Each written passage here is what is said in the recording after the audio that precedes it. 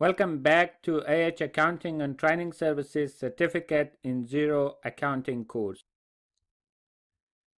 Lesson 12, Entering Financial Information in the Financial Setting of Xero. Now I'm going to be using this example Ashka Construction Services Limited from now on right through to the end of the course, and we're gonna, as you can see, it's a brand new account and we are going to use this account to set up Xero step by step so that you can follow me, because you will have the same sort of screen. So in the previous one we changed the name of the company into the organization details, hence I've got Ashka Construction Services Limited here. In this lesson I will continue to use information from the course exercise file to enter financial information for Ashka Construction Services Limited in the financial settings window of Xero. From Xero dashboard, go to the Accounting tab and then click on the Advanced option once to open financial setting window. So you go into the Accounting tab and then click on the Advanced option. This will open the Advanced Accounting settings. Once you are in the financial settings window, you will need to enter the end of financial year date, select your GST basis, Gst Period, enter your GST number, and finally select default GST code appropriate for your organization. So here's the financial settings. You click on there once and you're now in the financial settings window.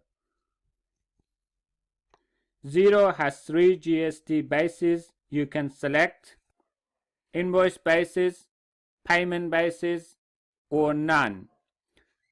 You would select none if your business or organization is not registered for GST, and as soon as you select this option, the GST field will disappear.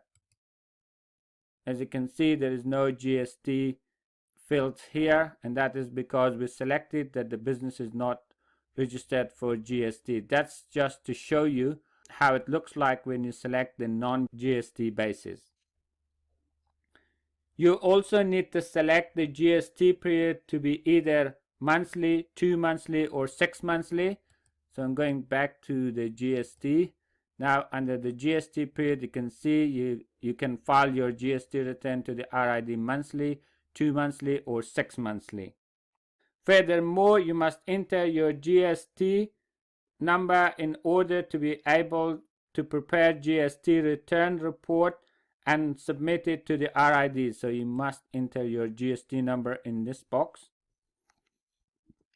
Finally, the tax default in the financial setting window is another important area of Xero that you need to understand. Here's the tax defaults. For New Zealand, we are talking about GST defaults. First of all, the tax term means different things in different countries.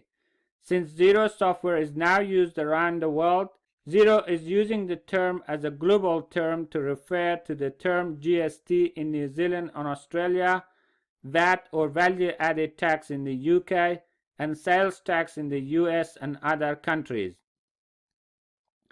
So whenever I talked about tax code or default tax code, I mean GST code in the New Zealand and Australian context and VAT or sales tax in another countries. I will be using the term GST code throughout this course as we use GST in New Zealand and Australia. However, you use whatever is applicable and appropriate for your country. Now the way GST defaults work in Xero is that you can select default GST code for sales and purchases transactions for your business or organization here now to be either based on last sales, tax inclusive, tax exclusive, no tax. Again, when we say tax, we refer to the GST for the New Zealand and Australia, or no tax if you're not registered or GST is not applicable to your organization. Once you have selected the default GST code, Xero will automatically apply your default GST code to your transaction whenever you enter transaction in Xero. You basically set and forget your default GST code here, and this will save you time and headache later, as you don't need to fiddle with GST code when entering transaction. For this to work, you need to know whether your transactions are going to be GST inclusive, exclusive, or none. The good news is that you can overwrite or change the default GST code when entering transaction if you need to. I will leave the GST code as it is for now, as I want to show you how GST code works later. We will also leave the lock dates option as it is for now, and we'll cross that bridge when we get there. The time zone is automatically selected based on your country time zone, so don't have to do anything with that at all. Now let's enter the financial information for Xero Construction Services Limited.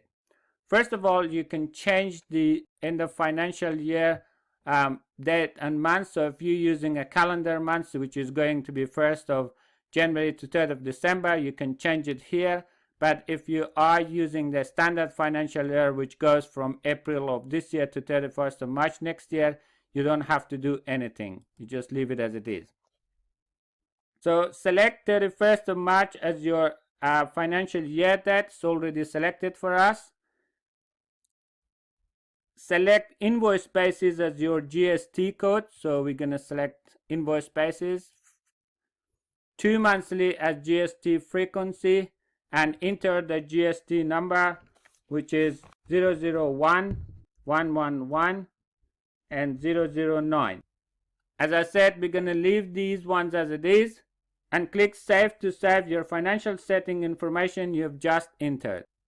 And now you can see it says the financial setting for Xero Construction Services Limited have been updated. Return to dashboard. And that's how you enter the financial information for your business or organizations in the financial settings. Alright, now that you have learned more about financial settings and have entered financial information for Xero Construction Services Limited as required in this lesson, in the next lesson I will cover the default chart of accounts in Xero.